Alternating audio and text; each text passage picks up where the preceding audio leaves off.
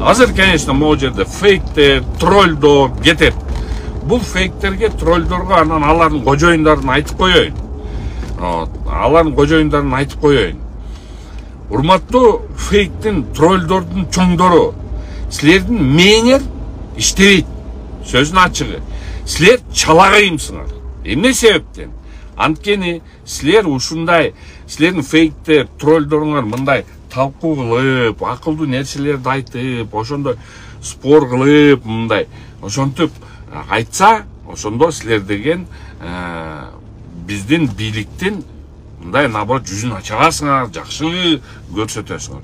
А силердин фейктер, троллдоруңар энеңди өтүңдү алам, өлтүрөм, селтирөм, тигинтем. Силердин момундай фейктериңер, диванный эксперттериңерден эч ким коркпойт. Керек болсо силерден фейктин шеттери, айрычу жериңерди айрып коем. Мен буну түшүнүп атат, кайсы жигит түшүнүп атат.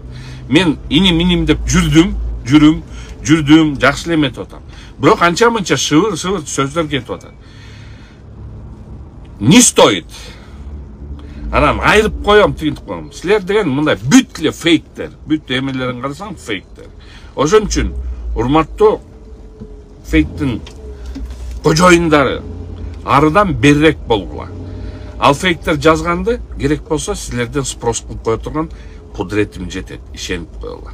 Фейк троллдор убара болбой эле койгулачы, тигинтебиз, мынтебиз, колуңардан келбейт, фейк троллдор колуңардан келбейт. Тет жерде бир алкаш неме бар, көлдүк түптүк алкашта бөлөк эмелерди эметип алып эле жаза берет. Метсиң, тигинтсиң, мынтсиң деп эле. Анда колунан эчтеке келбейт. Негизи колуңардан келе турган нерсени жасагалачы, суран силерден фейктер, троллдор, тигинтип кетебиз, мынтип кетебиз. Колуңардан келбейт, дагы бир жолу айтайын. Колуңардан келбейт, дуркуңар жетпейт.